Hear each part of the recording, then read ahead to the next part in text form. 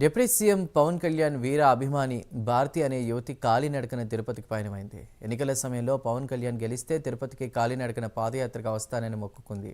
ఈ మేరకు తిరుపతికి పాదయాత్రగా వెళుతూ కావలికి చేరుకుంది. విషయం తెలుసుకున్న జనసేన కావలి నియోజకవర్గ ఇన్ఛార్జ్ అళహరి సుధాకర్ భారతికి కొప్పుల లక్ష్మి అనే మహిళ ఇంట్లో బస ఏర్పాటు చేశారు.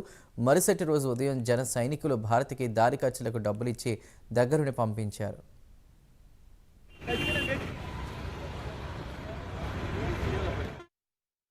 చాలా ఇష్టం.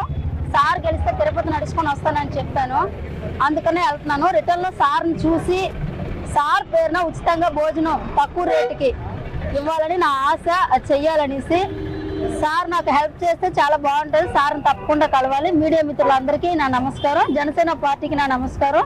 జనసేన పార్టీ వల్ల అందరూ నాకు వచ్చినప్పుడు సపోర్ట్ చేశారు. సుధాకర్ సార్ చాలా సపోర్ట్ చేశారు. రాత్రి శ్రీధర్ సార్ బాగా సపోర్ట్ చేశారు. జనసేన పార్టీ, నేను ఏ పార్టీ మీద అంత నమ్మకం లేదు, జనసేన పార్టీ మీద చాలా నమ్మకం ఉంది. అందుకని ఒక్కదాన్ని ధైర్యంగా బయలుదేరుతున్నాను, ధైర్యంగా వస్తాను. సేపుడు పవన్ సార్ తప్పకుండా నేను చూడాలి, అదే నా లక్ష్యం. ఈ అమ్మాయి భారతి అనేసి మా జనసేన నాయకురాలు పవన్ కళ్యాణ్ గారి వీరాభిమాని, జనసేన పార్టీ అభిమాని వీర మహిళలుగా ఈ అమ్మాయి ఉండేది తమిళనాడు పాండిచ్చేరిలో. ఈ అమ్మాయి వాళ్ళ ఫాదరు చిన్నప్పుడే చనిపోవడం జరిగింది, మొన్న కరోనాలో చనిపోవడం జరిగింది.